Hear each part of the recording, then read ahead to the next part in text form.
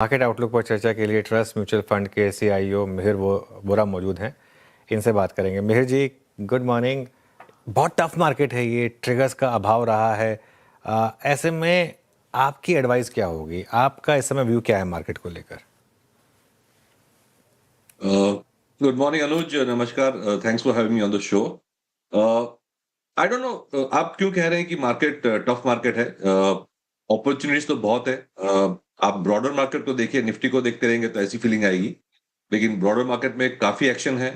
आपने मार्च क्वार्टर्स के रिजल्ट्स देखे, बहुत अच्छे थे। हमें लग रहा था कि ये गल्फ क्राइसिस की वजह से मार्जिन प्रेशर आएंगे तो जून क्वार्टर्स के नंबर इतने अच्छे नहीं आएंगे, लेकिन ब्रॉड मार्केट में अगर देखो तो मिड कैप और स्मॉल कैप में बहुत अच्छे नंबर्स आए हैं।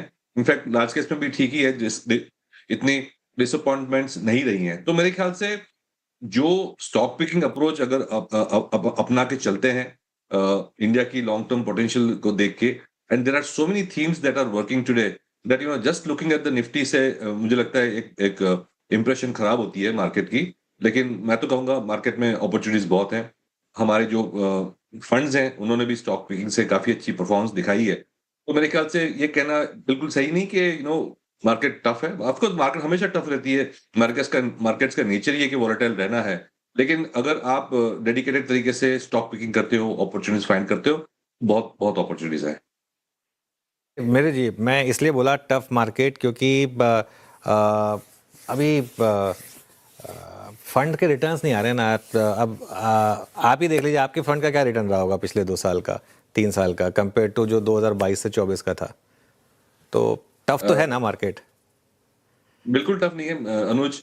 आपने पूछा तो मैं जवाब दे देता हूँ। हम्म। जब हमने स्मॉल कैप फंड लॉन्च किया था नवंबर 2024 में, तब यही क्वेश्चन आ रहा था कि फंड क्यों लॉन्च कर रहे हो, टफ मार्केट है। हमने बोला देखिए, there are at least 8 to 900 stocks in the small cap and mid cap space जहां पे स्टॉकिंग करनी है, और हम वो करेंगे। और आज का मैं कहूँ तो मार्केट्स स्मॉल कैप इंडेक्स अगर देखें तो बहुत कम रिटर्न दिया है, 2-3% दिया है रिटर्न्स। लेकिन स्टॉक पिकिंग से हमने जो रिटर्न्स एब्सोल्यूट टर्म्स में जो दिए हैं, वो ऑलमोस्ट 20-30% रिटर्न्स दिए हैं। तो मैं जैसे कह रहा था, ब्रॉड मार्केट में काफी अपॉर्चुनिटीज हैं, और इंडिया की जो अंडरलाइन स्ट्रेंथ है वो तो है ही। इसलिए मैं कह रहा हूँ कि खाली निफ्टी 50 नहीं देखना चाहिए, हमें एनएससी 500 देखें, या तो स्मॉल कैप इंडेक्स देखें, mid cap index, broader broader indexes is, I think मेरे ख्याल से जो इकोनॉमी की इनहेरेंट स्ट्रेंथ है वो एनएससी 500 में ज्यादा दिखती है, न सिर्फ एनएससी 50 निफ्टी 50 में। तो इस तरह से मैं कह रहा था कि अपॉर्चुनिटीज है।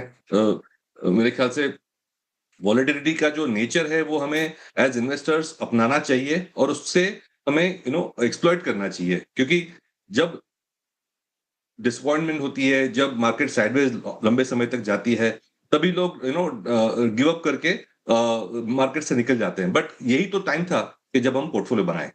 नहीं, बिल्कुल। वैसे वैसे एक बात है, ये मैं जरूर कहूँगा। मैं देख रहा था आपका 1 साल का रिटर्न 33% का रहा है, जबकि कैटेगरी एवरेज 13% की है। और 6 महीने का भी आपका रिटर्न स्मॉल कैप फंड का 29% है, कैटेगरी एवरेज 18% है। तो ऑब्वियसली ये बात खैर आप कह सकते हैं, और आपके फंड जो इन्वेस्टर्स हैं, आई थिंक वो खुश होंगे आपकी परफॉर्मेंस से। वीरू। बिल्कुल। चलिए अब एक काम करते हैं, थोड़ी सी मिहिर जी की स्टाइल ऑफ इन्वेस्टिंग को समझते हैं। आपका वो ट्वीट देखा था मैं, बड़ा खूबसूरत सा, are you ready to discover the gorilla stocks that will dominate the next decade. क्या है मिहिर जी, समझाइए इसको थोड़ा सा। तो Veeru, thanks for asking this question. ये मेरे हार्ट को काफी क्लोज टॉपिक है। ये हमारी बेसिकली ट्रस्ट म्यूचुअल फंड की जो इन्वेस्टमेंट फिलोसफी है उसको उसको ये रिप्रेजेंट करता है। तो एसेंशियली हमारा संक्षिप्त में कहूं तो फिलोसफी ये है कि जो मार्केट ग्रोथ स्टॉक को जिस तरह से वैल्यू करती है, वो सिर्फ पी या पीजी वगैरह रेशियो से नहीं देखना चाहिए, टर्मिनल वैल्यू से देखना चाहिए। और उसके सबसे बड़ा जो फैक्टर टर्मिनल वैल्यू को डिटरमिन करता है, वो ये कॉल लेने से होता है कि ये स्टॉक जो हाई ग्रोथ पे स्टॉक या sector high rate of growth पे ग्रो करने की क्षमता रखता है, उसकी जो ग्रोथ रेट की जो पाथ है, उसकी जो ड्यूरेशन है, वो कितनी लंबी है, दैट इज मोर इंपॉर्टेंट। तो अगले साल या 2-3 साल में 30 या 25 या 40% का ईपीएस ग्रोथ अगर कोई स्टॉक दिखाता है तो अच्छी बात है, लेकिन वैल्यूएशन में उसकी जो इंपॉर्टेंस है वो कम है। वैल्यूएशन में ये ज्यादा डिसाइड करना बेटर है, इंपॉर्टेंट है कि ये जो 40 नहीं, लेकिन 15 या 20 या 25% ग्रोथ, क्या ये 10, 15, 20 साल तक ग्रो कर सकता है?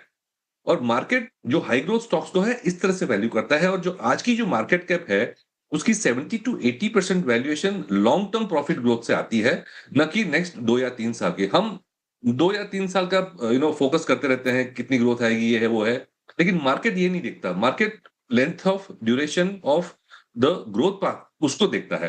तो ये हमारी जो कोर फिलोसॉफी है, which is called terminal value investing, जिसमें लॉन्ग टर्म प्रॉफिट्स की वैल्यू ज्यादा होती है, शॉर्ट टर्म की कम होती है, और उसकी वजह से ऑप्टिकली कभी कभी ये लगता है कि ये स्टॉक का FY 28 या FY 29 के बेसिस पे प्राइस टू अर्निंग्स रेशियो थोड़ा ज्यादा है, लेकिन मार्केट ये कह रही है आपको कि ये सेक्टर या ये स्टॉक लंबे समय तक ग्रो करेगा हाई ग्रोथ रेट्स पे। इसीलिए जो लॉन्ग टर्म प्रॉफिट्स की वैल्यू हम ज्यादा दे रहे हैं, इसलिए आज का जो अगर पी देखे तो ज्यादा दिखता है। ये क्रक्स ऑफ द मैटर है।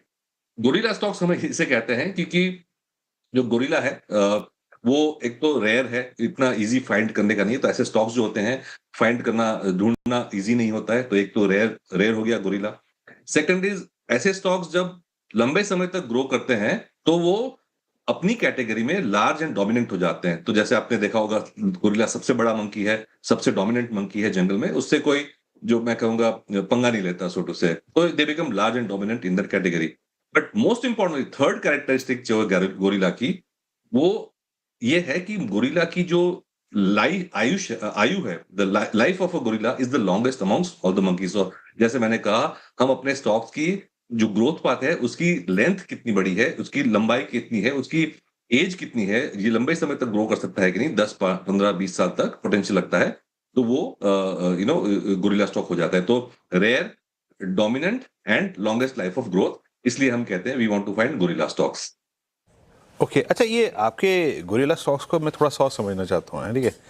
क्या ये ज़रूरी है कि हम इसमें across the all sectors, different sectors में जाएं, उसको बाइसेक्ट करें, उसमें स्टॉक पिक करें, या फिर एक काफ़ी रेस्ट्रिक्टेड स्पेस में भी आप वेल्थ क्रिएट कर सकते हैं? आई मीन वो स्मॉल कैप से मिड कैप से लार्ज कैप में कन्वर्ट होने की टेंडेंसी क्या किसी पर्टिकुलर ग्रुप में भी हो सकती है? फॉर इंस्टेंस आज की तारीख में हम मिड कैप आईटी पे बहुत फोकस कर रहे हैं। आज का डिस्कशन जो है वो लार्ज कैप आईटी पे नहीं है।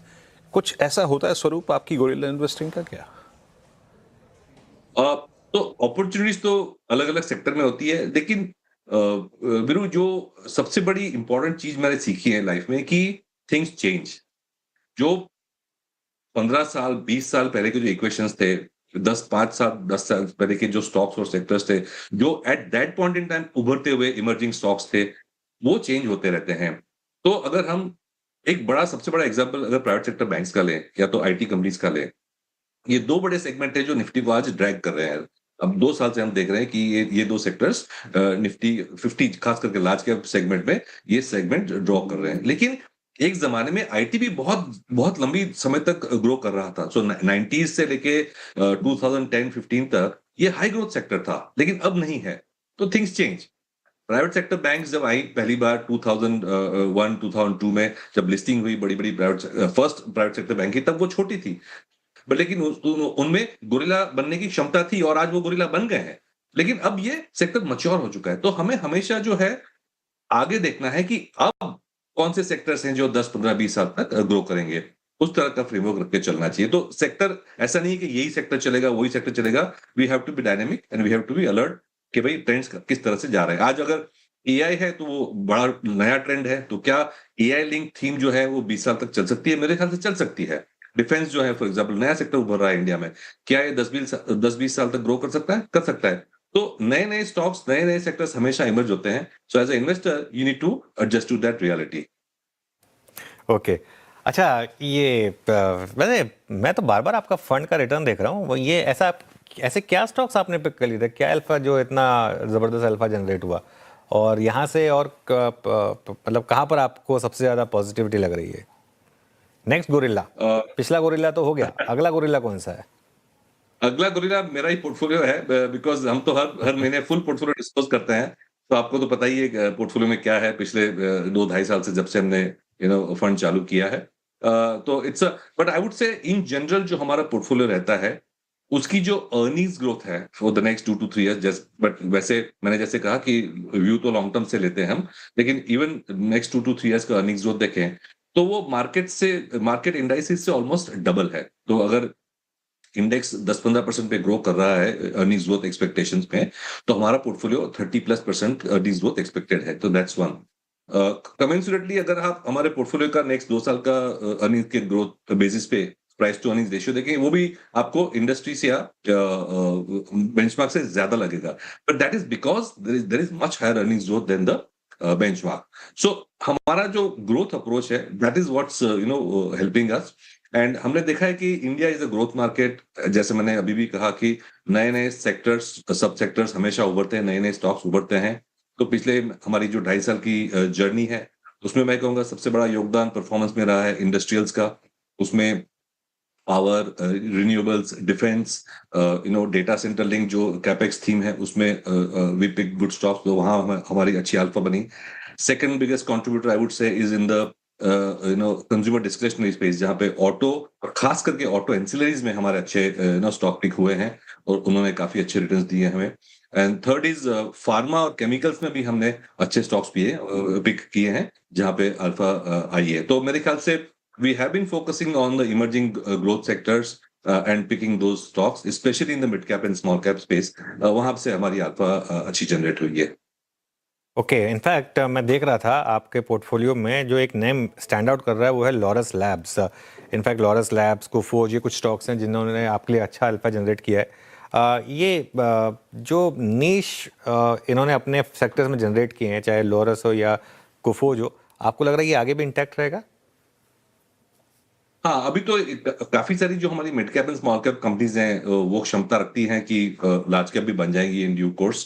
क्योंकि सबसे बड़ा जो हम कैरेक्टरिस्टिक देखते हैं, ऑफ कोर्स जो मैंने फ्रेमवर्क एक्सप्लेन नहीं किया, बट हम बेसिकली 3 चीज जब होती हैं तो एक गुरिल्ला स्टॉक बनता है। एक तो मेगा ट्रेंड्स, जो इकोनॉमिक मेगा ट्रेंड्स है वो आपके टेलविंड में होनी चाहिए। तो वो तो मैन्युफैक्चरिंग में है ही, for example India China +1 manufacturing वगैरह हो रही है।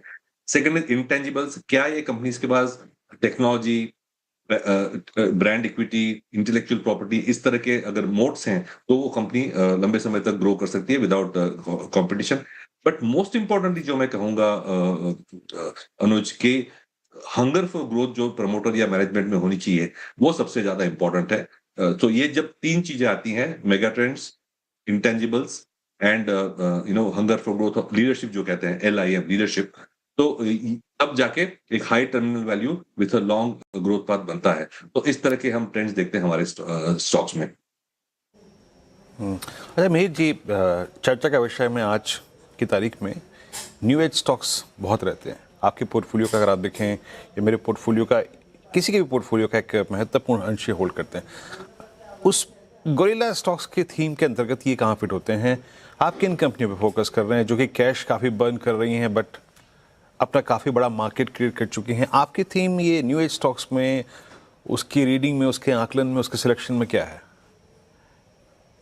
सो ये न्यू एज स्टॉक्स है वो हमारे जो high terminal value gorilla invest में परफेक्टली फिट होती है। क्योंकि हमें क्या चाहिए? हमें ये चाहिए कि ये स्टॉक लंबे समय तक टॉप लाइन और बॉटम लाइन ग्रो करना चाहिए। Most of the new age companies, वैसे आपने कहा कैश बर्न, लेकिन हमारी जो पोर्टफोलियो कंपनीज है most of them are now profitable. IPO के टाइम पे शायद कैश बर्न कर रही थी, लेकिन अब तो most of the companies have turned profitable and rapidly increasing the margins and profitability. तो वो फेज भी चला गया है कैश बर्न वाला। लेकिन बेसिक कैरेक्टरिस्टिक हमें क्या चाहिए? हमें ये चाहिए कि ये कंपनी लंबे समय तक ग्रो करनी चाहिए। उसके लिए क्या चाहिए? जैसे मैंने बोला मेगा ट्रेंड्स, तो न्यू एज कंपनी में टिपिकल मेगा ट्रेंड्स हम देख रहे हैं, अलग अलग सेगमेंट में अलग अलग होता है, लेकिन ब्रॉडली अगर देखें तो अनऑर्गेनाइज टू ऑर्गेनाइज हो रही है, ऑफलाइन टू ऑनलाइन हो रही है trend, and for example branded से इनफैक्ट ओन ब्रांड्स तक भी जा रही हैं। तो मेरे ख्याल से ये जो है companies, they are disrupting the existing market consumer का फॉर एग्जांपल देखें तो बहुत बड़ा है, और ये मार्केट में ये लोग धीरे धीरे करके अपना शेयर बढ़ा रहे हैं। और अब तो अभी भी इनका जो शेयर है वो लेस देन 5% है in most of the categories में देखूंगा तो क्या ये लेस देन 5% कैटेगरी का जो शेयर है उनका, 5% से 10%, 20% हो सकता है 10-20 साल में, डेफिनेटली हो सकता है, बिकॉज़ मार्केट और टेक्नोलॉजी उस तरह जो कंज्यूमर प्रेफरेंस है वो साइड पे जा रहे हैं। तो 10 साल का अगर 20 साल का हमें ग्रोथ पाथ दिखता है, तो फिर ये इनकी जो टर्मिनल वैल्यू है बहुत हमेशा हाई रहेगी। जो markets will start looking and always looking at the longer term potential also. That's why जो न्यू एज कंपनीज है टिपिकली हमें देखते हैं कि हमारी जो लीडरशिप इंटेंजिबल्स और मेगा ट्रेंड्स वाला जो फ्रेमवर्क है, गोरिल्ला इन्वेस्टिंग के फ्रेमवर्क में बहुत अच्छी तरह से बैठती है। ऑल राइट, बहुत बहुत शुक्रिया मिहिर जी आज हमारे साथ जुड़ने के लिए, अपना व्यू रखने के लिए हमारे सामने।